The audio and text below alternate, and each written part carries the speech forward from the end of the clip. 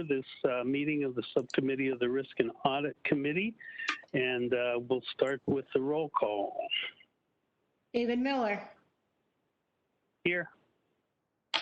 Frank Ruffino for Fiona Ma. Present. Lisa Middleton.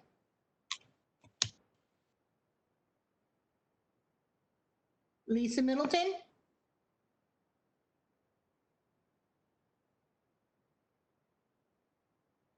Lisa, you're on mute. My apology. Present. Thank you. Mr. Chair, all is present. Thank you, Ms. Hopper. Okay, at this time, I'd like to go to the executive report, and I'll call on Ms. Timberlake Diadamo. Thank you. Good afternoon, Mr. Chair and committee members, subcommittee members. Also, Marlene Timberlake Diadamo, CalPERS team member. During the Board of Administration meeting on April 22nd, 2020, the chair of the Risk and Audit Committee recommended, and it was approved, to allow CalPERS staff to issue a request for proposal, RFP, for the selection of the independent financial statement auditor. Additionally, it was approved to use a subcommittee of the Risk and Audit Committee to interview and recommend a finalist to the full committee and Board of Administration for a 5-year contract. On May 5th, 2020, CalPERS released RFP number 2020-8853 to initiate a competitive selection process to engage the services of a qualified audit firm to perform audits of CalPERS's financial statements for fiscal years 2020 through 2021 and through 2024 through 2025. So 2020 to 2021 through 2024 to 2025.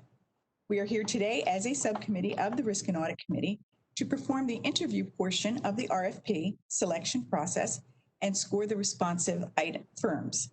There will be 5 responsive firms to interview. Unless there are any questions, that concludes my report for today. Thank you. Seeing no questions, so I'll move on to agenda item 3, the action agenda item for that we're all here today for. So thank you, Ms. Timberlake Diadamo. Today, the Subcommittee of the Risk and Audit Committee is interviewing the finalists for the Independent Financial Statement Auditor request for proposal number 2020-8853. The subcommittee members, Lisa Middleton, Fiona Ma, with Frank Ruffino stepping in as her designee, and I, in accordance with the RFP, as a group will determine an interview score for each finalist and make a motion to adopt the interview score with a maximum of 700 points. I see that we're being joined by several board members who aren't part of the subcommittee. Welcome, and we're glad to have you with us today. Today's interviews will be a little different, and I want to set expectations at the outset. During today's interviews with each of the firms, only subcommittee members will be asking questions. Non-subcommittee members are welcome to observe the interviews, but I will ask that you please hold your comments and thoughts until all the interviews are complete. Once the subcommittee has finished interviewing each of the firms, we'll move on to awarding points and selecting a finalist to recommend to the Risk and Audit Committee. At that point, it's appropriate for feedback and comments from non-subcommittee members. Following the discussion, only subcommittee members will score each firm. At this time, I would like to ask Michelle Nix, Controller, to provide a summary of the RFP activities to date and the logistics of this interview process. Ms. Nix. Thank you, Mr. Chair. The CalPERS Board of Administration has delegated to the subcommittee the authority to conduct the selection of the board's independent financial statement auditor and to recommend the finalists to the Risk and Audit Committee. CalPERS received 5 proposals to the RFP that was released on May 5th, number 2020-8853, by the final filing date of June 23rd, 2020. All 5 of the proposals passed the technical proposal evaluations and had their fee proposals opened and scored. All 5 finalists, BDO USA Limited Partnership, CliftonLarsonAllen Limited Partnership, Deloitte & Touche Limited Partnership, I. Bailey Limited Partnership, and KPMG Limited Partnership were invited for the oral interviews today.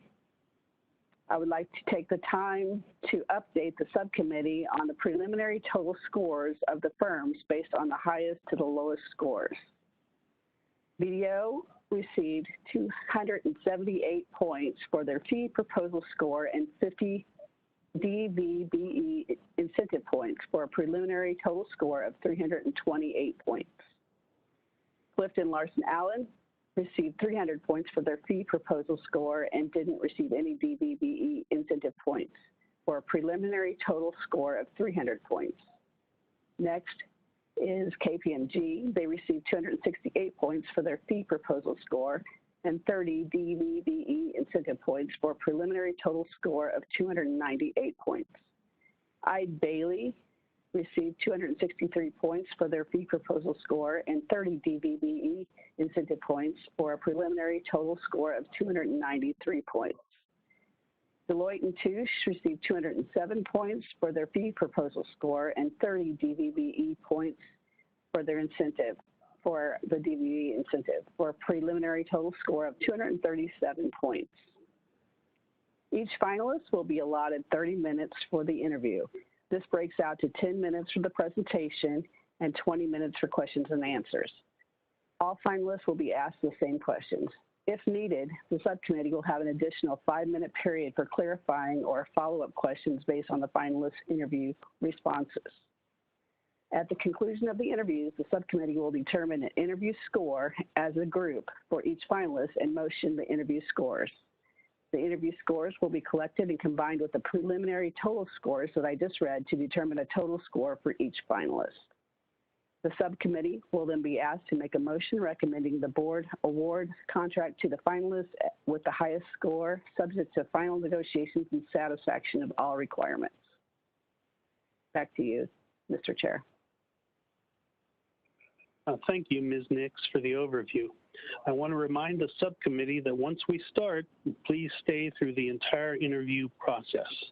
I would now ask that the roll be taken so that the record reflects the subcommittee members present and participating in the interview and selection process for this contract. Ms. Hawker?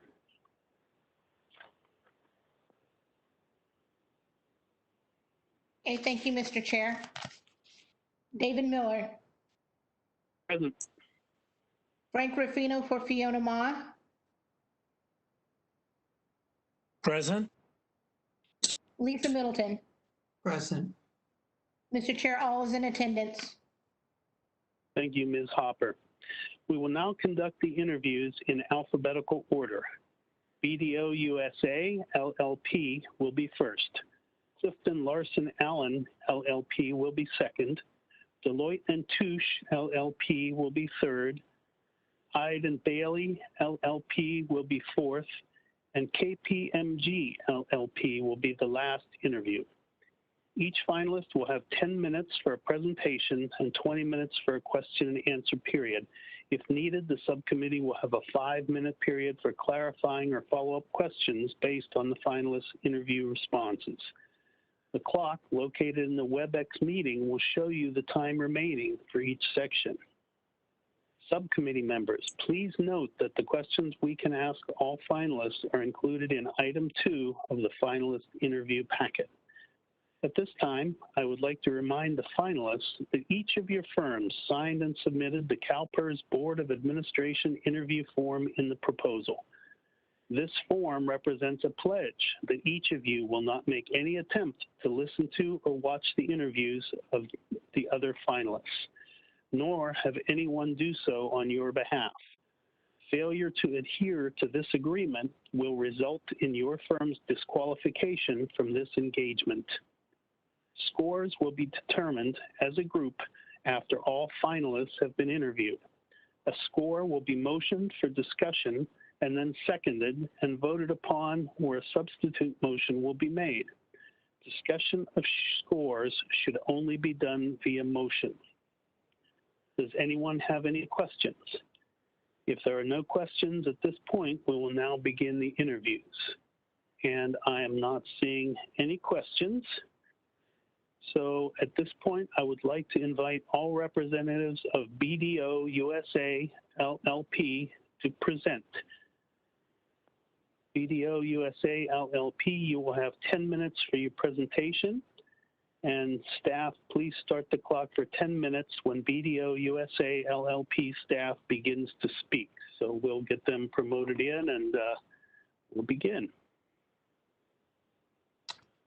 Good afternoon. This is your host, David Espino. We have a call-in user number with the number 213-305. Could you please identify yourself?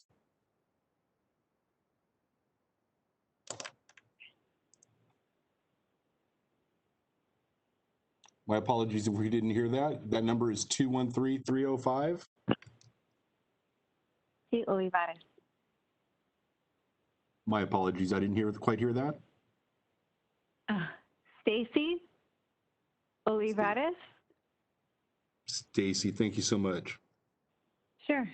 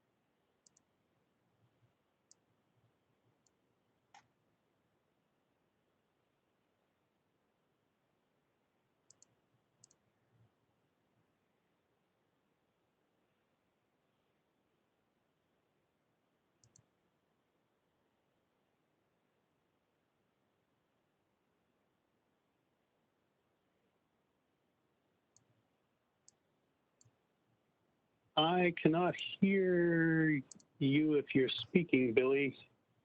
Looks like you're muted. Yes. Okay, I'm here. Can you hear me now? Yes, I can hear you now. Thank you. So, Mr. Chair, do you want us to get started? Yeah, at your convenience.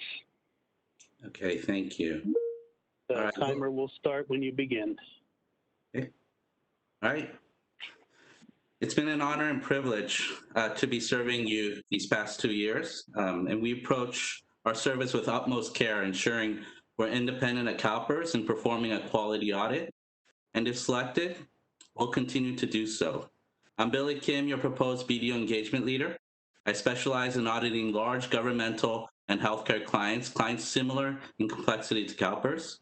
With me here today are key team leaders, all of whom have served CalPERS in 2019 and 2020. Keith Hammond is a public sector partner focused on large public benefit plan audits, and he'll continue to serve as an engagement quality control partner, assisting me in identifying and addressing audit risks. Steve Franklin, our Bay Area financial services leader, will continue to lead audit work over investments.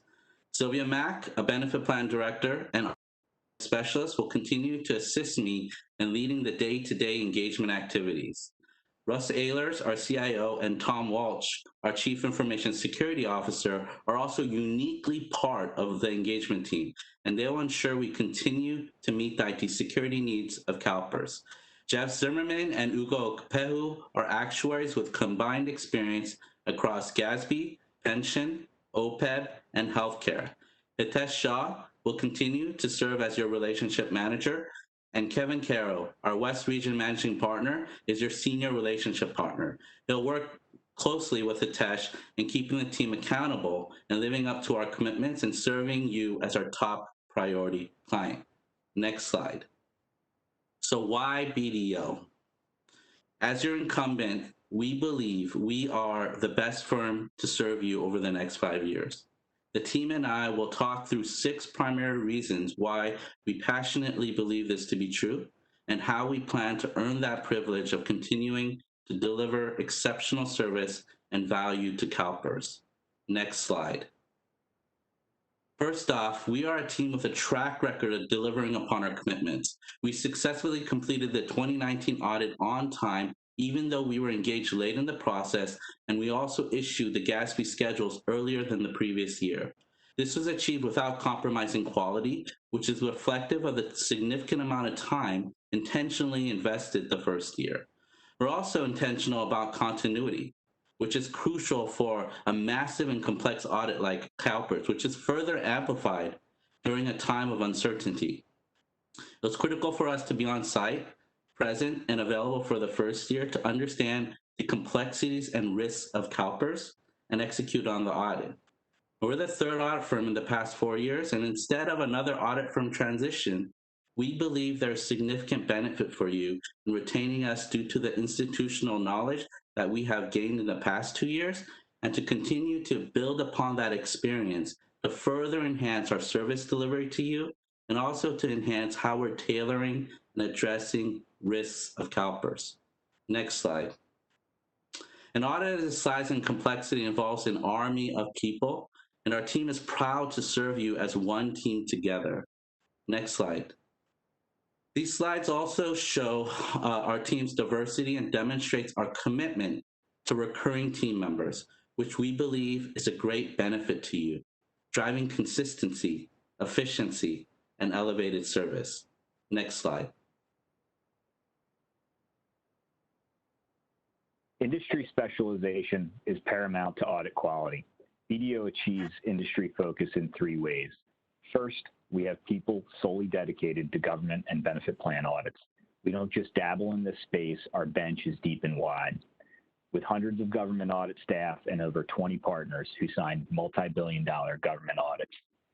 Second, we have specifically tailored audit technologies.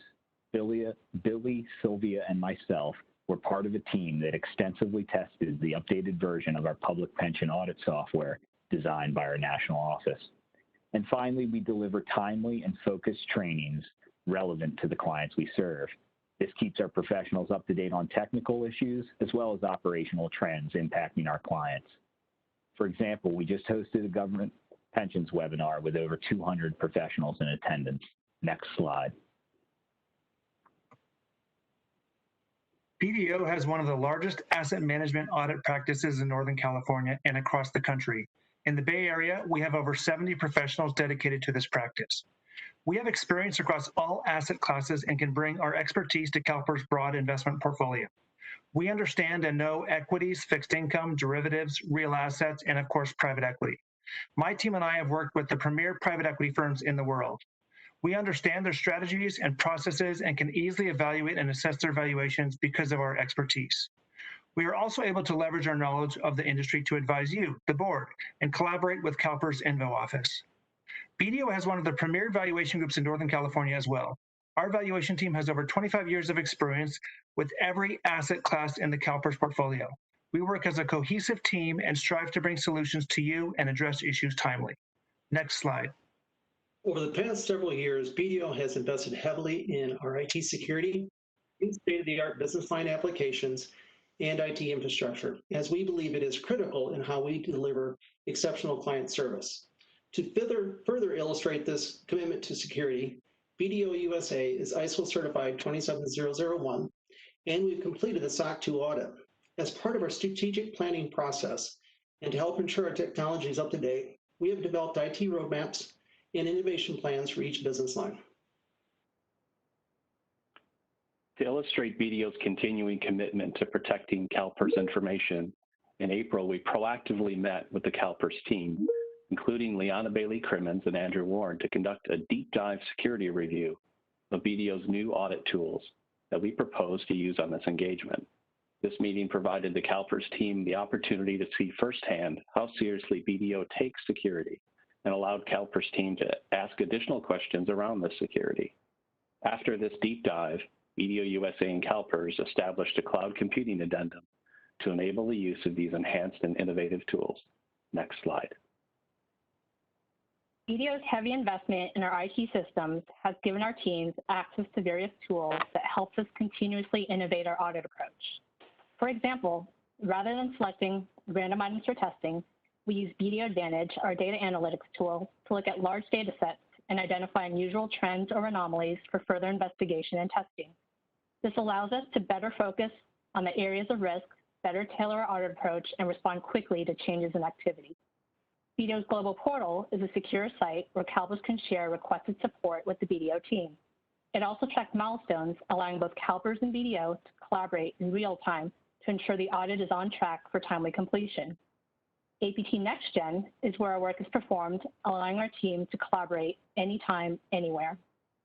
Overall, our commitment to audit innovation means that as CalPERS and the world around it continues to evolve, we can use our technology to quickly adapt and ensure we're appropriately addressing areas of risk.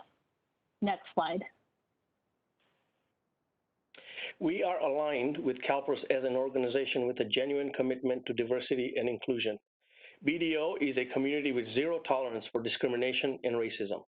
Our core purpose is helping people thrive every day. Next slide. We have many D&I initiatives at BDO, and I'll point to a couple. As part of our Multicultural Alliance program, we sponsor the AICPA's Pipeline Project, which seeks to increase the number of underrepresented minorities in the accounting profession. Next slide. Our inclusion programs aim to create an environment in which all individuals can thrive. An important point to note is that 4 of our 11 board members are women, including our board chair. I myself serve on the board of How Women Lead, the Bay Area chapter of 2020 Women on Boards. We believe that our diversity and inclusion efforts align with your commitment to seek partners who share your values and beliefs. Next slide. As the West Region leader, I'm confident this talented team of professionals, a team focused on delivering a high standard of client service, practical support, and constructive insight will continue to meet and exceed your expectations. CalPERS is a priority BDO client, and as such, I'm committed to supporting this team, ensuring you receive their full attention and coordinating any additional resources to meet your current and evolving service needs. You should know that we just completed our internal inspection for CalPERS 2019 audit, and this engagement team received the highest marks available. You're in good hands with them, and as Hitesh pointed out, BDO, like CalPERS, has a unique culture rooted in core values that ensures a long-term commitment to quality service and the success of our clients. Next slide. We have the expertise and resources to serve CalPERS. We thank you for the opportunity to be with you today, and most importantly, for your consideration selecting BDO to continue as your service provider. We are happy to take further questions to expand on any topic we have presented and take any questions you may have. Great, thank you very much. We will now proceed to the 20-minute question and answer segment of the interview. BDO USA LLP, you have a total of 8 questions. Please plan your time accordingly. And staff, please start the clock when the first question is asked. And I will ask the first question, and followed by Lisa Middleton, then Frank Ruffino, and we will circle back in that order. So the finalists will have 20 minutes to respond to these 8 questions. And again, I remind you to please allow sufficient time for the firm to respond to all 8 of the questions. So are we ready? Let me make sure I can see the clock on my end before I get started.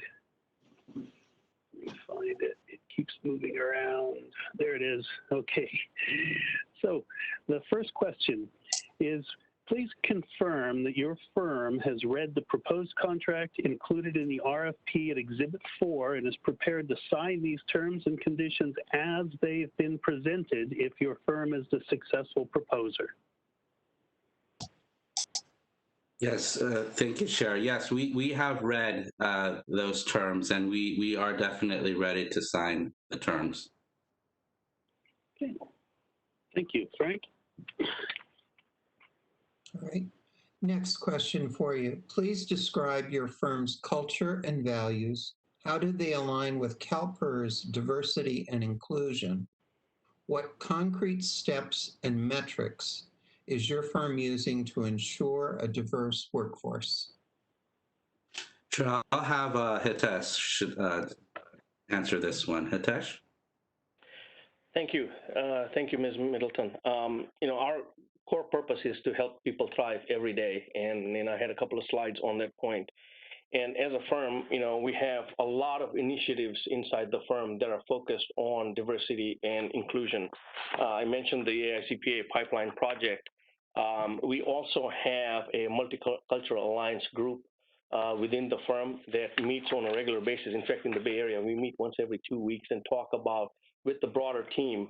One of the things to point out is that 36% of our board is women, and our board chair is women, plus 3 key C-suite roles, including regional managing partner, office managing partner, and an industry group leader. And we have an initiative to really focus on hiring also with a high level of diversity.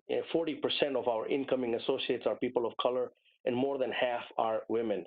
So as a firm, we also sponsor a lot of different organizations that are focused on diversity and inclusion. One of them I mentioned is How Women Lead, the 2020 Women on Boards. We also sponsor the Women Corporate Directors Initiative. So there's a wide variety of efforts that happen across the firm in our hiring practices, but supporting the community at large as well. Thank you. Okay. One other point I'd like to mention is we have also committed to the highest level for the DVBE certification for our proposal to CalPERS. Yeah, and one thing I just wanted to make sure I add here, as a partner, I take my role seriously, especially on this topic, and it's about setting the right tone and leading by example. And we have a lot of people from different diverse backgrounds, even on our team, and making sure we're allies for them, and to really just to lead example, to empower them, and really be, one family and one team together to support each other and to lead others, so that we can have an impact on them and they can have an impact on others. So that's what we are committed to. Okay, the third question, Mr. Ruffino.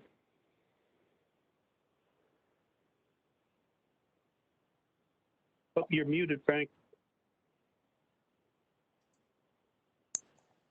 Sorry.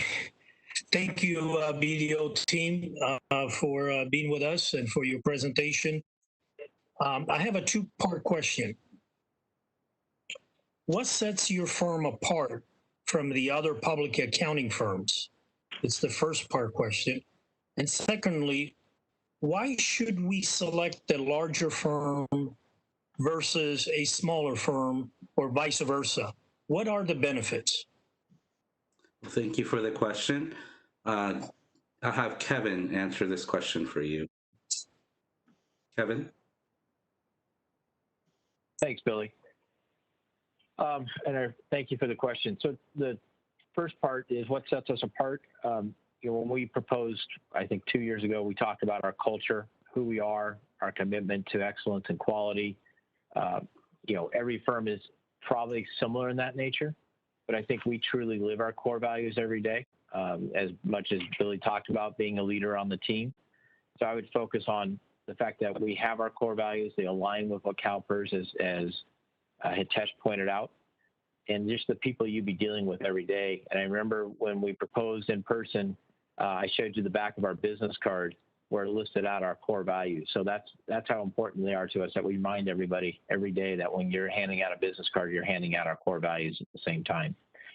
The big firm, small firm, the depth of resources are always an advantage. The quality controls that are in place at the firm, the technology that are in place at the firm would be an advantage over a smaller firm. But I look at BDO as right in the middle of the road, and to be honest, the perfect fit firm. We bring both of them to the table. We bring that I hate to say small and large firm, but I'm just using those in context to your question. But we bring that small firm where the engagement partner is able to make decisions within the field, not have to clear everything through national assurance and our leadership, as well as the fact that we have the depth of resources that you need to service a engagement like CalPERS. I hope that helped answer the question. Great. The next question is from me. This is David.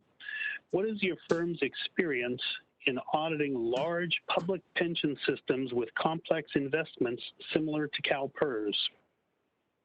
Sure. And this is Keith will assist us with this question. Keith? Thanks for the question, Chair.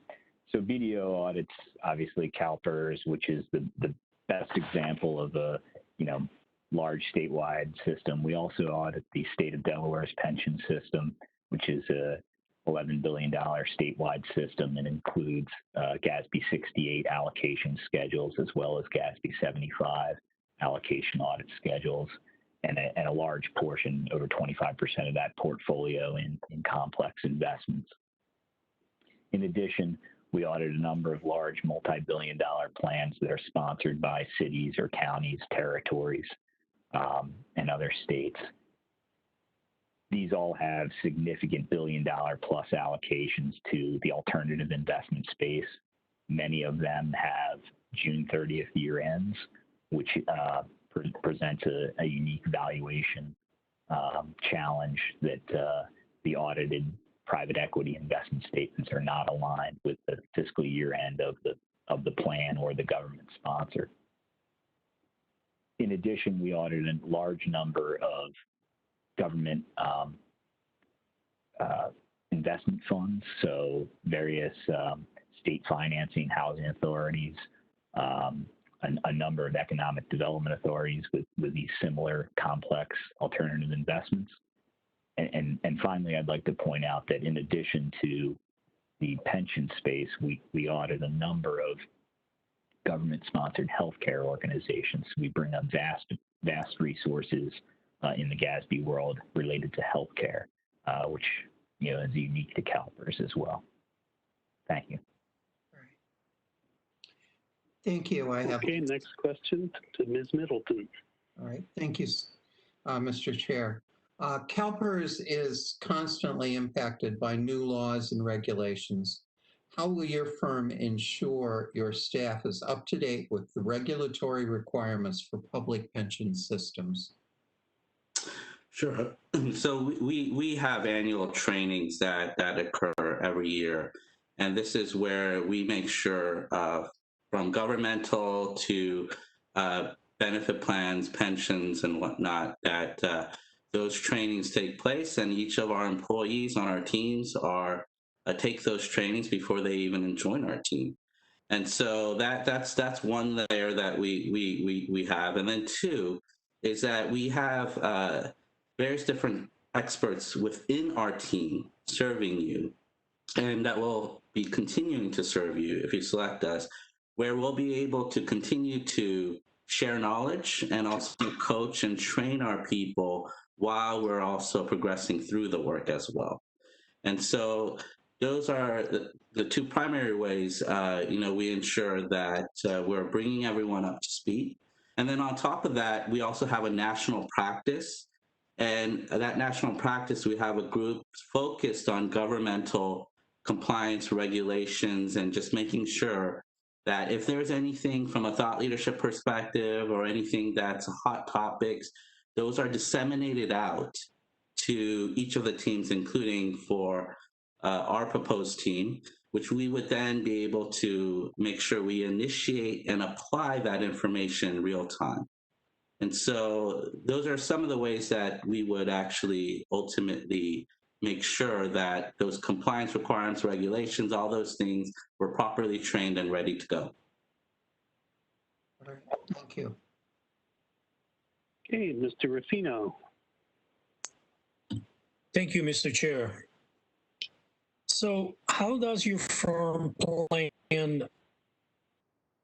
on ensuring compliance with revised 508 standards for accessibility of all deliverables, including any electronic content? Sure. I'll have Keith answer this question for us. Keith? Sorry, would Mr. Ruffino please repeat the question? It was a little choppy there. Would you like me to repeat it? Please. How does your firm plan? How does your firm plan on insurance compliance with revised 508 standards for accessibility of all deliverables, including any electronic content? Thank you. The firm vets all of our electronic presentations through our national marketing office. We have a number of software tools that allow for readability and accessibility standards to be vetted. This is the same people who often publish items to our website. So they're very familiar with the protocols and to make sure that those items are achieved. You know, we want obviously everybody to be able to access any production from BDO, regardless of their abilities.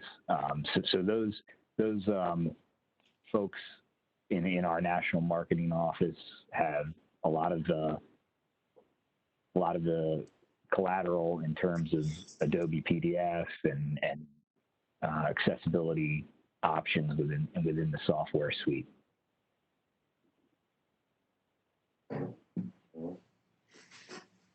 Okay, thank you. Please explain your proposed fees and your rationale for allocating staff hours across all 5 years. Do you anticipate less effort in each subsequent year? And if so, how is that built into your fee structure? Sure, thank you for the question. Yeah, our fees are primarily based upon our actual hours that we spent as a basis, but I'll have Sylvia Mack, who's intimately involved in that process, share about her thoughts on the fees. So, Sylvia? Thanks, Billy. So to give you a little bit of background, in the prior year, which was our first year that we were auditing CalPERS, our actual hours came in within 2% of our estimated hours, so we were pretty close. We estimated our hours for the next 5 years really through a combination of both of our experience from the prior year, along with the expectation that we continue to become more efficient each year as we go. We continue to build on our knowledge of CalPERS, as well as we continue to increase our use of data analytics and other technology innovations that BDO has available. So things in terms of technology, we continue to develop not only data analytics, but also bot, optical, and AI technologies as well, which allows us to further automate more of the repetitive tasks. And that allows our team to really focus on the areas of judgment and analysis. It's also really our responsibility to continue to become more efficient while at the same time maintaining the audit quality and the effectiveness of our audit as well. Our commitment to audit innovation really allows us to do that. We also firmly believe in one of our core values, which is to choose accountability. So when we commit to a plan, we ensure that we are held accountable to it. And given all those factors, we really, when we did the fee analysis for the next 5 years, we were able to keep the fee flat for the 5 years as well. Okay, Ms. Middleton. All right. Is there anything else that you would like to add? Yes, we'd love to. Thank you for asking that question. So, you know, we shared about our 6 primary reasons why we believe to be the best firm for you for the next 5 years. And that includes being that proven team, having continuity, dedicated practices that we have, GASB, pension plan, asset management, you know, also the IT security that meets your needs, commitments to audit innovation, alignment of our values of CalPERS, and our firm leadership and commitment to CalPERS. And so these 6 reasons are a reflection of living out our core values, right? And I'll leave you with this. You know, one of our core values is to be exceptional every day in every way. And as part of this, we believe that great and healthy client relationships are actually founded on respect, trust, and transparency. And this starts with listening to you. Thus, you know, we'll continue to be active listeners to management and the risk and audit committee to hear and understand your perspectives on areas of risks, needs, concerns, feedback, and be flexible to adapting to changes and updates throughout the audit process. And then after listening, making sure we take proactive action and are open and transparent on a timely basis throughout the process to avoid any surprises. So ultimately, you know, our goal is to deliver a quality audit along with providing exceptional client service, while at the same time maintaining our independence, and adhering to our professional standards. And personally, for me, CalPERS is my priority client. We had mentioned that CalPERS overall as a firm continues and will be a top priority client. And so as it relates to my time, you'll have my undivided attention, especially during the time of year-end field work, which I think it's utterly crucial for the size and complexity of a job like CalPERS. And so with that, thank you for this opportunity, and thank you for considering us, and thank you again. Do you have any other? Thank you. That's it from us, Chair. Okay. Does the subcommittee have any clarifying or follow-up questions for BDO? Ms. Middleton? Okay, thank you. Mr. Kim, or whoever you'd like to give this to, please talk about your understanding of your relationship with staff and with the board. Sure, yeah. I can answer this for you. So our relationship to the board is ultimately, that's our primary relationship that we have, is we are engaged by the board and making sure that we are reporting to you as the primary governance body.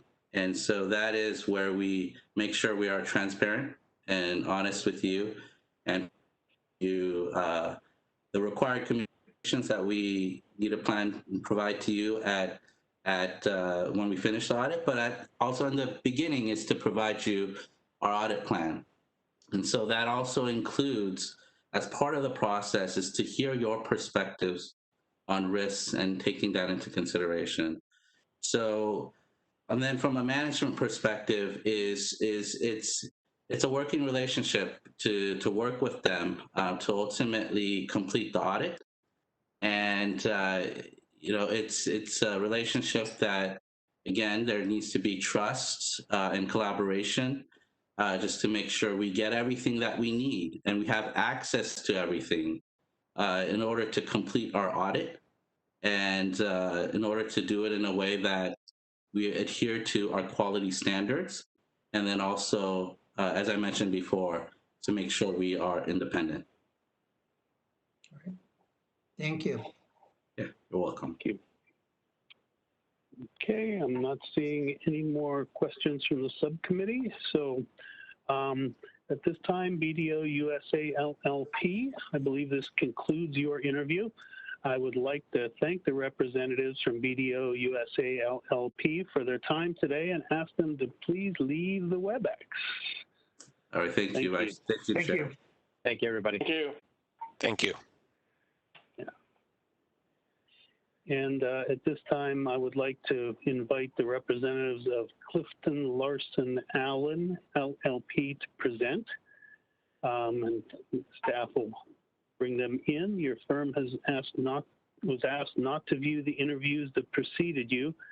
And so once you're on board, I'll ask you to confirm that.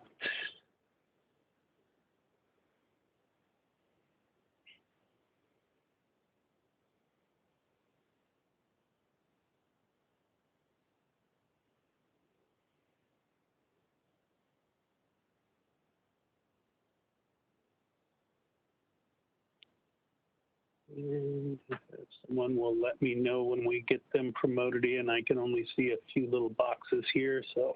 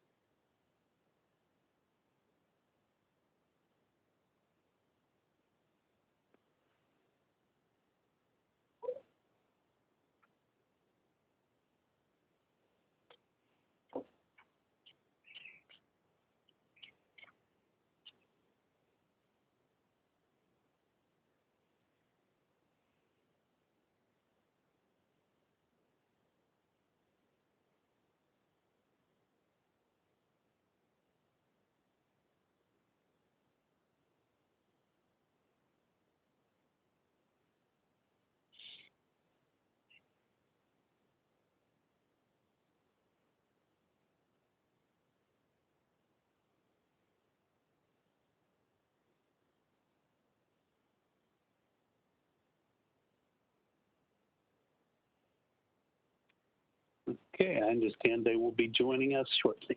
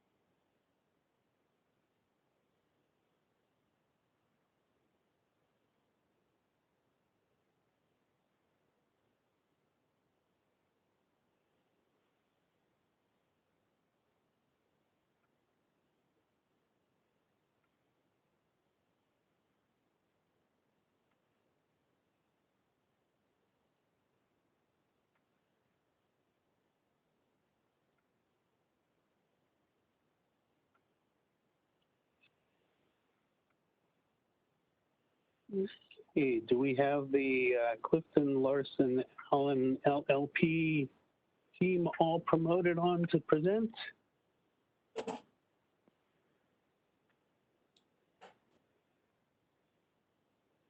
Let's see.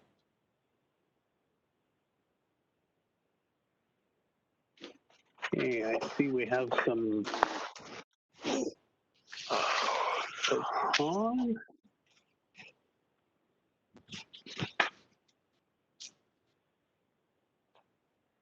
Oh, I think it looks like Mr. Franken is speaking, but he's muted. This is Randy Romas. Can you hear me, Mr. Miller? Oh, yes, I can, Mr. Romas. Okay. I'd like to thank you for being here and invite the representatives of CliftonLarsonAllen LLP to present. Your firm was asked not to view the interviews that preceded you. Can you confirm to the best of your knowledge that your firm did not view those interviews? Yes, sir, Mr. Miller. This is Thomas Ray. Oh, thank you, Mr. Ray. Okay, CliftonLarsonAllen LLP, thank you. You will have 10 minutes for your presentation. Staff will please start the clock for 10 minutes when CliftonLarsonAllen LLP staff starts to speak. So the floor is yours. Mr. Miller, I want to make sure everyone from our team is here. Oh, so okay. I apologize for any delay. No problem. Just let us know when you've got your team confirmed, and when you're ready to start, just begin. No problem. I think everybody, I just got the call and like I put it out to everybody. I know Randy's obviously on. I think some other folks are You'll probably want to go to grid view. I'm seeing Mr. Romas, Mr. Franklin, Ms. Smith, Mr. Rawl. Yeah, I'm seeing quite a few new faces. So. Excellent, Mr. Miller. TR, can you hear me? This is Jason. Yeah, I can hear you. Can you hear me? Yes. Okay. Jason, you have grid view. Are we good? Yeah, I got grid view up. Crystal on. Brittany's on. Brittany. I see Brittany. Yes. TR, your video is not on. How about that? That's very strategic. Is Crystal here? Crystal's here. No video. No. I'm on mute. Oh, there she is. Okay. Brittany, you got me on video now? Yep, I got myself. All right, Mr. Miller, sorry about that. A little rushed. Oh, no worries. Take your time getting it together. We don't want to rush you because of the technical challenges here. We're all dealing with learning this new world.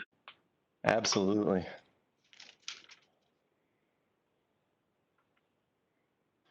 Yeah, and Crystal, you're on mute. You might want to unmute.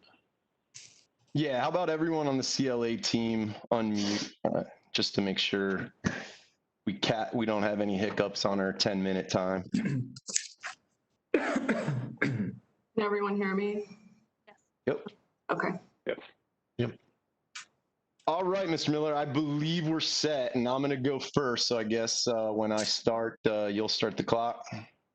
Yep, you got it, sir. Okay. Good afternoon, committee members and CalPERS staff. On behalf of CliftonLarsonAllen's 6,000 plus staff members and partners, I have the distinct pleasure of presenting to you our specialized team and approach, which we believe sets us apart from other firms making similar presentations today. My name is Thomas Ray, and I'm a principal at CliftonLarsonAllen. CLA exists to create opportunities for our clients, our peoples, and the communities we serve. We have more than 100 offices nationwide with multiple offices in California, including Sacramento. Myself and my colleagues are going to hopefully convey to you in this short presentation today what we consider to be CLA's 4 strategic advantages. Those advantages are, number 1, deep industry specialization. The folks I have assembled for you today comprise the core of the proposed CalPERS team. Many, including myself, work exclusively with large state retirement systems and understand their unique set of needs and related risks. Second, seamless integrated capabilities. We promise an innovative approach to auditing that utilizes leading technologies, analytics, and audit methods to help solve client problems and create a seamless and efficient experience. Thirdly, CLA is the premier resource for governmental retirement systems and investment trusts. We audit more state retirement systems than any other firm in the country. And finally, inspired careers for our people. Almost 15 years ago, the firm allowed me to define my career by providing me with opportunities to learn about and work with large retirement systems and investment trusts. In the ensuing years, CLA has grown a national public pension team, and the folks you're about to hear from each have their own unique story, but nonetheless, we all share a passion for working with large state retirement systems and would be privileged to share that passion with CalPERS and its many stakeholders. So without further ado, I'm going to turn it over to my colleagues so that they can introduce themselves to the committee, starting with Jason Ostrowski. Thanks, Tom. Again, my name is Jason Ostrowski. I am a principal in CLA's state and local government pension team. I spend 100% of my year working with government pensions. And with that, I've led CLA's implementation strategy for various GASBs, pension GASBs specifically, including pension and OPEB standards, as well as the latest investment valuation standards. I also serve as the lead principal on several of our large state pension audit and consulting engagements. I will be a technical resource to CalPERS and the audit team and will be involved in the strategy and execution of planning and performing CalPERS audit. Good afternoon. My name is Crystal Coleman. I have worked in CLA's Sacramento office for 18 years and have strong relationships with our 8 California offices, which will be integral to the employer payroll testing component of this audit. I am a California native and have called Sacramento my home for over 25 years. I've also taught auditing courses at both UC Davis and Sac State.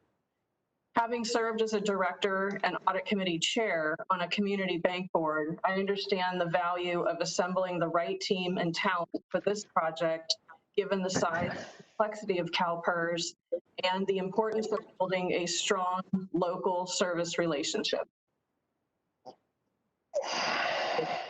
My name is Randy Romas. I'm the managing principal for CLA's cybersecurity assessment and consulting practice. Our team of more than 80 cybersecurity professionals serves clients such as CalPERS in 2 manners. First, we work closely with our pension fund and audit teams to support the required IT and cyber risk assessments within financial audits. Secondly, we directly perform cybersecurity risk assessments and penetration testing and vulnerability assessments for pension funds, including current ongoing service relationships with clients such as CalSTRS, the Minnesota State Retirement System, and numerous other state and local government clients. The professionals on our team are passionate about cybersecurity and are excited to be in this position to serve you. Hello, I'm Ryan Merriman, principal in our data analytics group. and I live here in Sacramento. We plan to use data and analytics to build efficiency and improve audit quality. We plan to obtain data sets timely, enabling dynamic and continuous measurement of results to our expectations. With this pulse, we are well suited to identify anomalies and identify high-risk transactions that may be indicative of errors, fraud, or other deficiencies. This process has proven to be more effective than standard audit procedures alone, which often rely only on sampling. Strong data analytics will serve the audit and management by providing better audit evidence and more impact overall. Thanks. Hello, my name is Jason Franken, and I am a principal and actuary with Foster & Foster. I'm a fellow of the Society of Actuaries and an enrolled actuary with 23 years of experience. We have been reviewing the actuarial information for CliftonLarsonAllen since the implementation of GASB 6768. The advantage of this approach is that you are getting experts who know the GASB rules inside and out reviewing your fund. Thanks to our long-standing relationship, our firms work seamlessly together to ensure the audit process is completed in a timely manner. Good afternoon. My name is Jim Kreiser. I'm a principal here at CLA, serving as the national leader of IT services for state and local governments. Our team consists not only of IT professionals, but IT professionals that are truly immersed in the pension and governmental sector. My role is to direct the IT tests and procedures associated with the audit, and I have the privilege to work with TR and Jason on many retirement systems across the country, performing IT, consulting, and SOC reporting services. I also support the California Housing Finance Agency, providing audit and IT services, including the independent security assessment services regarding the California Cyber Defense Standards. Our team is excited about this opportunity to work with you and helping to add value. Thank you. I'm Tim Rao, a manager within our governmental pension group. Like the rest of the team, I also work on several state retirement systems and spend nearly all of my annual charge budget on government retirement system audits. I will be responsible for overseeing staff assignments, performing detailed review of substantive work, and ensuring that our team is meeting internal and external deadlines. I will be working closely with Mr. Ray on evaluating internal controls over the system's investment portfolio and the substantive work that we will be performing over those holdings, specifically alternative and private investments. Additionally, I will be overseeing financial reporting aspect of this engagement, performing the first level of review on the CAFR, and coordinating the various levels of quality control review. Hi, I'm Brittany Smith and would manage CalPERS audit over the contributions and benefit payment risk areas. As a manager, I dedicate 100% of my time to our government pension team and have built my entire career working with pensions. As our team's pension data analytics leader, I have significant expertise implementing analytics for pensions and providing actionable results to management. I designed data tests specific to CalPERS, integrating my deep knowledge of pension operations and unique risk factors, directing our team to focus on the right questions, reducing CalPERS staff time in the audit while providing stronger audit results. I also have internal control consulting expertise, working with peers of CalPERS to provide the latest best practices.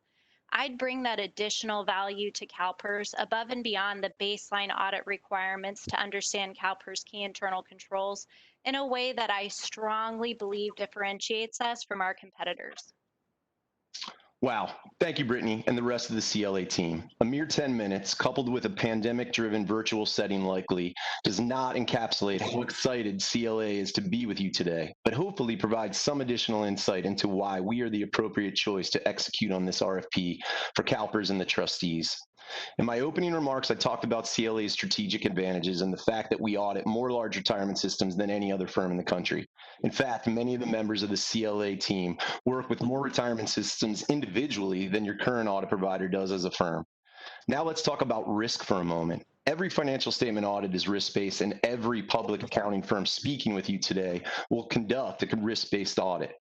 CalPERS key financial statement risks are undoubtedly related to the investment portfolio, the contributions received from employers and participants, payments made to retirees and other beneficiaries, as well as the actuarial data which derives CalPERS net pension liability. We have constructed a proposed CalPERS audit team comprised of subject matter experts that seamlessly addresses those risks.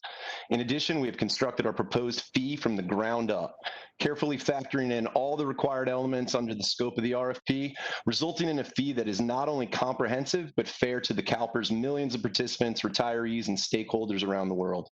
Just as the CalPERS Investment Committee conducts due diligence around the hiring and monitoring of investment managers, the Risk and Audit Committee has a duty to select the firm that best addresses the risks faced by CalPERS. We believe CLA best addresses those risks.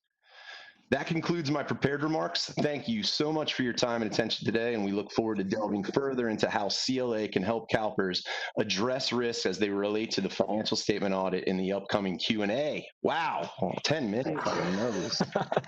Thank you for your presentation. We will now proceed to the 20-minute question and answer segment of the interview. CliftonLarsonAllen, LLP, you have a total of 8 questions. Please plan your time accordingly. Staff will please start the clock for 20 minutes when the first question is asked. And so the first of the 8 questions we have will come from me. So please confirm that your firm has read the proposed contract included in the RFP at Exhibit 4 and is prepared to sign these terms and conditions as they've been presented if your firm is the successful proposer. That can be confirmed, Mr. Miller. Thank you. Ms. Middleton, next question. Thank you, Mr. Chair. Please describe your firm's culture and values. How do they align with CalPERS diversity and inclusion? What concrete steps and metrics is your firm using to ensure a diverse workforce? Crystal, would you like to take that one? Sure, I'd be happy to. It's actually great timing. We had a firm-wide initiative. We had a webinar last week on our new diversity, equity, and inclusion initiative, and we did talk about metrics that the firm is carefully monitoring. It's something that we've done historically, but obviously with recent events, we've taken another look at it, and I think firm leadership is solidly behind that initiative. And we're formulating teams and bringing, value at all levels of our organization. We've already had a lot of people participate at all levels throughout the firm. Mm-hmm. And I'll just jump in as well, Ms. Middleton. I mean, I think that long before this kind of came to the forefront of probably everyone's minds, the firm had started taking a look at just our metrics, which by industry standards in public accounting were good, but nonetheless lagged other industries, other publicly traded companies, other things. And again, it was, I think, indicative of the industry, and we were taking actionable steps 4 or 5 years ago to address those and increase our diversity and inclusion. Obviously, to Crystal's point, recent events has brought that back to the forefront and really made us revisit kind of what we thought we were doing properly, and probably had honest discussions and really, again, driving that initiative forward. We actually, just to add, we actually looked at that in our current compensation cycle this year and had some items that were looked at after the compensation was gone through to make sure that we didn't have any adverse impacts or trends that were not going in the proper direction. And Ms. Middleton, I would just add, I'm particularly proud of the firm. Our incoming CEO has announced and appointed a new position within our firm to make sure we take these things as actionable items through the appointment of a chief culture and engagement officer, an actual C-level suite position within the firm focused on these metrics and the actual action items, not just having these as talking points, but again, these specific metrics and actions accountable to the position. Thank you. Okay, Mr. Ruffino, next question. Thank you, Mr. Chair. And thank you, CLA team, for your time and your presentation this afternoon. I have a two-part question. First, what sets your firm apart from the other public accounting firms? And why should we select a larger firm versus a smaller firm or vice versa? What are the benefits? I'm going to jump right in, Mr. Ruffino, and I'll start by saying that what separates CLA from other firms right out of the gate is that as a matter of practice, the firm does not engage with publicly traded companies. So nonetheless, our entire client base is private businesses and or the public sector, which CalPERS would be a huge client, obviously, in that public sector focus. I can't stress enough, however, that a lot of fees are driven in the Sarbanes-Oxley world, publicly traded companies. We are over $1 billion in revenue and do not engage with clients, and that was a philosophical decision long before my time. So to be a thriving, growing, profitable firm that only focuses on the private sector and the public sector is really what differentiates it. And I'll take it one step further for this group in what differentiates CLA. And I touched on it briefly, but again, I know we were going fast, is that industry specialization. I can't speak enough, again, within that public sector focus, I've been able to have a laser focus on governmental retirement systems and state investment trusts. And we've grown a significant practice in that. And everybody on the team, it's a national team, and I don't think any other firm has 100% of their staff, for instance, their billable hours are charged to, such a specialized industry and such a small segment, even in the global public sector. So again, that's what I believe separates CLA from our competitors, both large and small.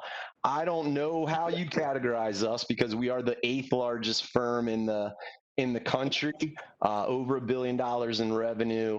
But I do believe that we are a large firm, but we also take that small firm mentality in terms of our engagement with our clients. And Brittany Smith, if you've got anything to kind of add on the tail end of that, I'd love to hear you. Yeah, I mean, it's just kind of throwing out a little bit of my experience and my background. I was hired in directly into our employee benefits team originally. And so I think that's really fascinating because, in recruiting, you can be recruited directly into a niche area. So as a staff person, whereas other firms would have you just be a generalist and maybe you get bop around different engagements, I started in learning ERISA and then within a year started working toward becoming government pension focused and doing that full time from then on out. So I think that just really, my story kind of exemplifies our industry, what Tom was saying about our industry differentiator. I think that's pretty impressive. Thank you. Okay. Next question comes back to me. What is your firm's experience in auditing large public pension systems with complex investments similar to CalPERS? Okay. I think that last one went a little long. So back to the 8 questions. I'm going to try to be as concise as possible and, remind the committee as to some of our comments. That's all this group does, and it's a passion of mine. It's certainly kind of what set me apart in terms of when we started doing state and local governments.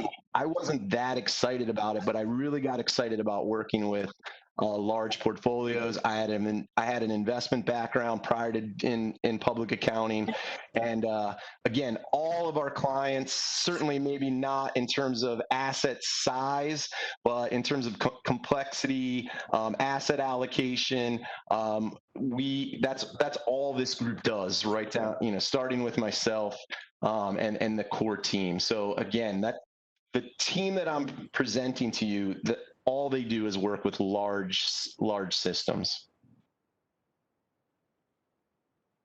Hey, Ms. Middleton. All right, thank you. CalPERS is constantly impacted by new laws and regulations. How will your firm ensure your staff is up to date with regulatory requirements for public pension systems? Obviously, Ms. Middleton, anything that affects all public pension systems, we would be up to speed with, not just because, again, of our laser focus in that area, but then we also have, as any large firm would have, a technical group that keeps us apprised of any new developments in terms of audit and accounting. Obviously, then we would, because we have a growing commitment to California. We currently have 8 offices and continue to expand via acquisition. Any specific California-related rules, we would be apprised of from those partners. And as I mentioned, we're doing work. This group is already doing work with CalSTRS and then some other governmental entities in California and remain apprised. But again, the focus is working with these type of clients, and obviously that would be part of our job. Just it's built into our job in terms of keeping apprised. And I know there's a lot of balls in the air in terms of different states, regulations, et cetera. But obviously, this group was coupled. We've got some California folks, and then again a national team. Yeah, and if I could add to that briefly, everybody on our pension team attends industry conferences. So NASRA, National Association of State Retirement Administrators, P2F2, and keeping up with the CPE, in addition to myself and being deep industry specialists, always staying up to date on the current affairs and what's going on in the government pension industry. So I think that also lends itself to kind of staying apprised and up to date as to what new standards are coming, what new risks are out there, and just generally what the news is around government pensions. Thank you. Back to Mr. Ruffino. For a question.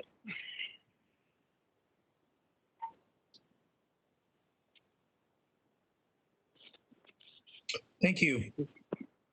How does your firm plan on ensuring compliance with revised 508?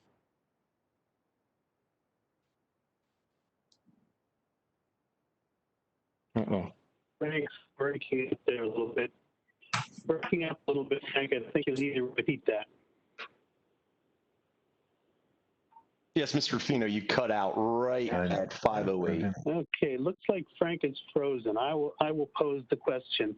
How does your firm plan on ensuring compliance with revised 508 standards for accessibility of all deliverables, including any electronic content?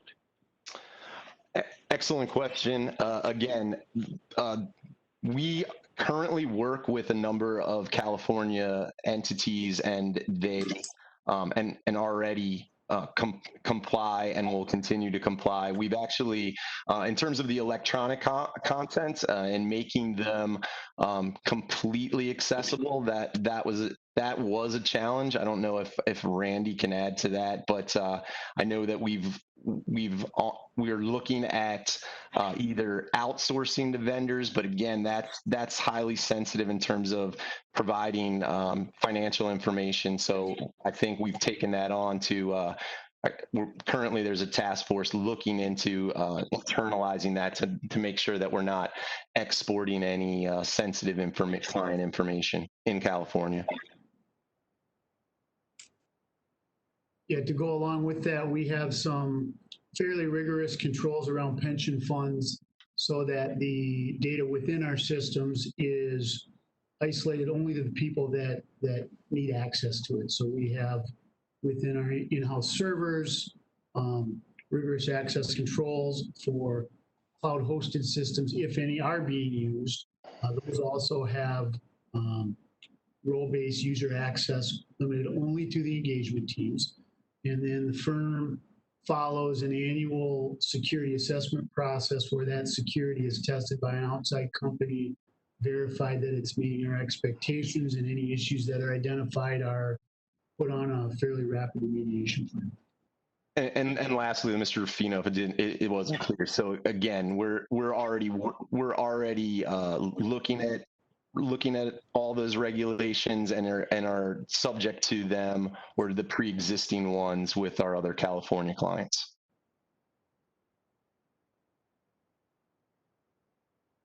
Thank you. Next question. Please explain your proposed fees and your rationale for allocating staff hours across all 5 years. Do you anticipate less effort in each subsequent year? And if so, how is that built into your fee structure?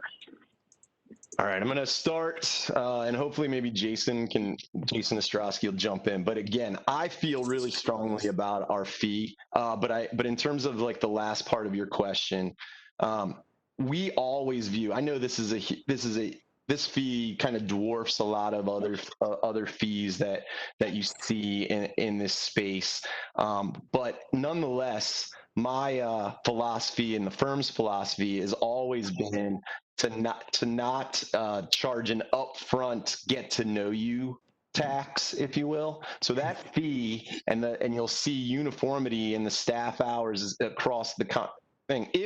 If they took more, we would view that as kind of an upfront and a well worth it upfront investment in what would hopefully be a long-term investment. So we do not anticipate any efficiencies we gain. I think we did ourselves a little disservice on the data analytics work that we do.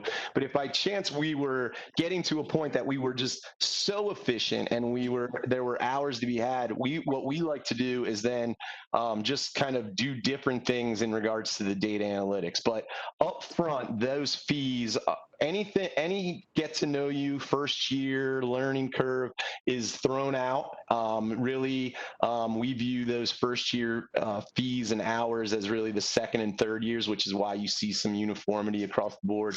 And I view that as an upfront investment in a long-term relationship.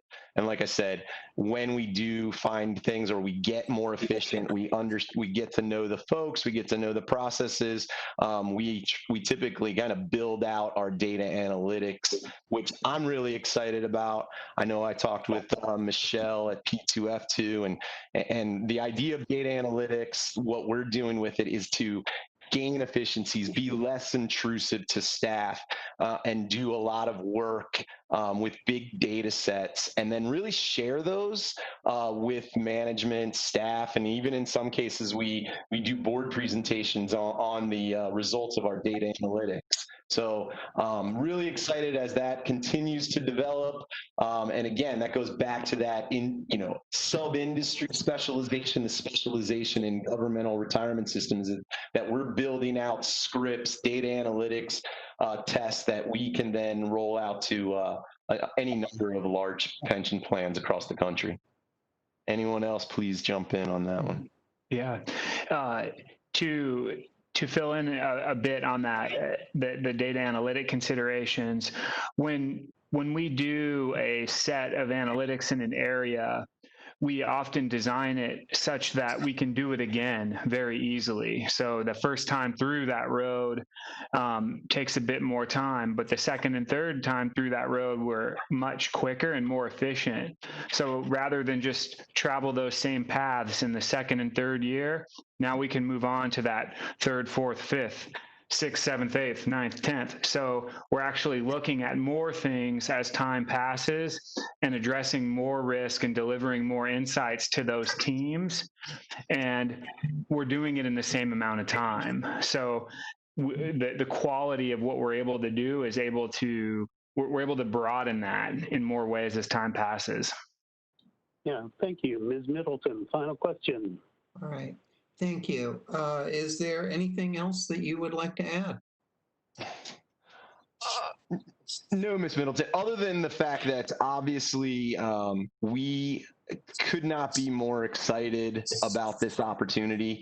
I guess I didn't fully circle back on Mr. Miller's fee the first part of his fee thing. So I guess I just want to drive home again that in 2013 and 2014, CalPERS audit fee for their financial statement audit was a fraction of what it has been in recent years, and the only difference the only significant changes that have occurred in financial reporting and accounting is those new GASB standards 67 and 74 that affect CalPERS, and obviously then the schedules that go out to all the employers. But I just want to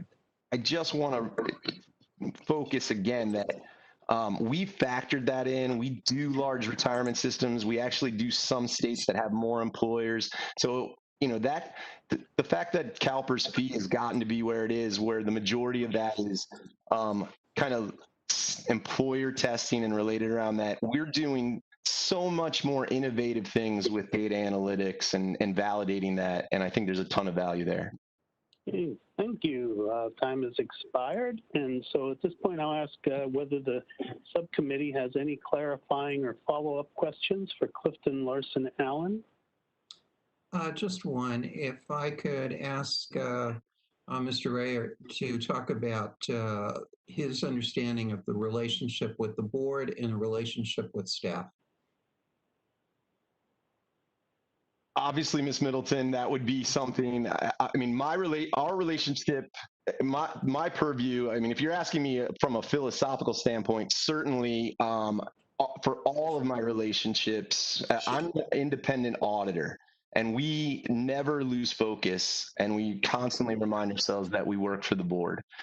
That said, as you might guess, in any financial statement audit, the day-to-day, everything that goes into outside of meeting with the audit committee and the board on an upfront and kind of discussing risks and our audit approach, and then obviously meeting with the board at the end. So that upfront meeting to me is far more important. You may disagree because you want to hear the results of the audit. We always believe that we want to have an engaged audit committee and board, have them talk to us about what keeps them up at night. And again, never losing sight of the fact that, we work for you. And then we just happen to get all that information, all that data, and spend our days, on the phone talking with management and staff. But, so while the bulk of the hours might be with staff, we never lose sight of our responsibility and your fiduciary responsibilities that go along with that, and are very respectful of those. Anyone else?